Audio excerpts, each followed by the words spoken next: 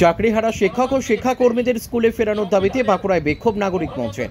সম্প্রতি সুপ্রিম কোর্টের নির্দেশে চাকরি হারিয়েছেন রাজ্যের প্রায় 26,000 শিক্ষক শিক্ষিকা ও শিক্ষাকর্মী। বিচার চলাকালীন চাকরিহারা শিক্ষাকর্মীদের জন্য গতকালই ভাতা দেওয়ার কথা ঘোষণা করেছেন মুখ্যমন্ত্রী, কিন্তু তারপরেও চাকরিহারাদের সসম্মানে স্কুলে ফেরানোর দাবিতে আন্দোলন যেন কিছুতেই থামছে না। এবার সেই চাকরিহারাদের আন্দোলনকে সমর্থন জানিয়ে একই দাবিতে বাঁকুড়ায় পথে নামলেন সমাজের বিভিন্ন স্তরের মানুষ।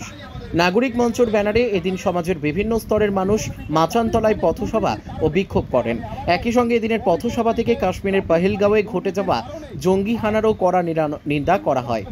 বাঁকুড়া থেকে সুচিন্ত গোস্বামীর রিপোর্ট, এস নিউজ বাংলা।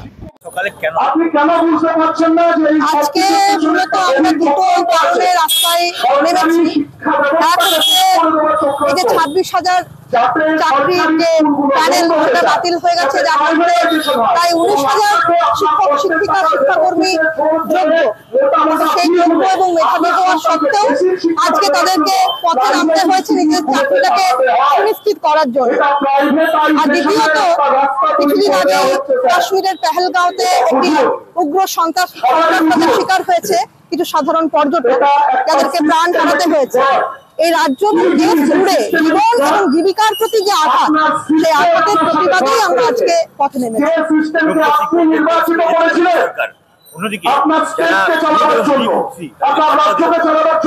এই যে গ্রুপ সি এবং গ্রুপ ডি, এই শিক্ষাকর্মীদের যে ভাতার ঘোষণা গতকাল মাননীয় করেছে, এটা সত্যি খুব অসম্মানজনক এবং লজ্জাজনক বিষয়।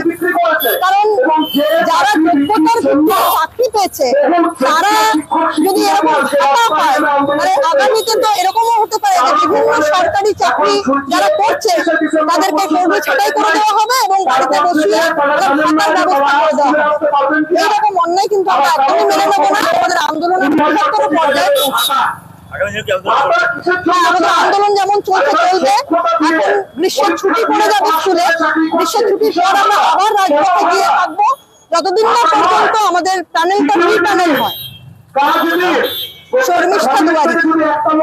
পরিকল্পিত প্রাতিষ্ঠানিক দুর্নীতির কারণে, হ্যাঁ আমি আবারও বলছি, পরিকল্পিত প্রাতিষ্ঠানিক দুর্নীতির কারণে আজ এই সমস্ত মেধার ভিত্তিতে, যোগ্যতার ভিত্তিতে যারা চাকরি পেয়েছিলেন, শিক্ষক চাকরিহারা বঞ্চিত শিক্ষক, আমাদের লজ্জার, আমাদের এই লজ্জা রাখবার জায়গা খুঁজে পেতে হচ্ছে।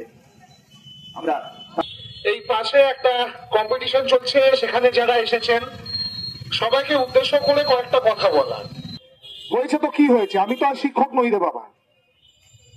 একটা জিনিস মাথায় রাখবেন স্যার, সবাইকে বলছি, সেটা হচ্ছে উচ্চ মাধ্যমিক পরীক্ষা সামলাচ্ছিলেন, তারা ছাত্রছাত্রীদেরকে ভালো মন্দ শেখাচ্ছিলেন, তারা বলছিলেন যে ভবিষ্যতে তোমরা শিক্ষকতার পেশায় এসো। তারা একদিনের ভেতরে জানতে পারলেন